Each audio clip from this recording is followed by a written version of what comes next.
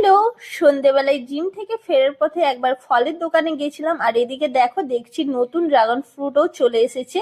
আর বাড়ি ফিরে আটা মাখতে বসেছি, কারণ হবে পরোটা। আর এখানে চিকেন ম্যারিনেশন করেছি, চিকেন পকোড়া ভাজবো বলে।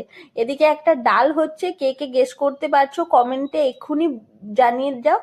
আমার চিকেন পকোড়া ভাজা হয়ে গেছে। বাড়িতে বানানো চিকেন পকোড়া কে কে ভালোবাসো সেটা বলো। আর শীতের সময় একটু ভাজা পোড়া খেতে খুবই ভালো লাগে। এখানে হয়েছে ঘিয়ের পরোটা। আমি ত্রিকোণা সাইজের একটা পরোটা বেলতে পেরেছি, আর বাকিগুলো গোল করে পরোটা বানিয়ে নিয়েছি।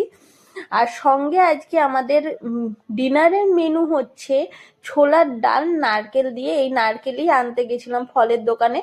আর সঙ্গে ছিল বোঁদে আর স্পেশাল নলেন গুড়ের রসগোল্লা, যেটা শীতেই একমাত্র পাওয়া সম্ভব, আর টেস্টও দারুণ হয়। এটা দিয়েই আজকে আমাদের ডিনারটা সারলাম। বাকি সব কাজ করে জলটা ভিজতে দিয়ে আজকের দিনটা এভাবেই শেষ করলাম। বাই।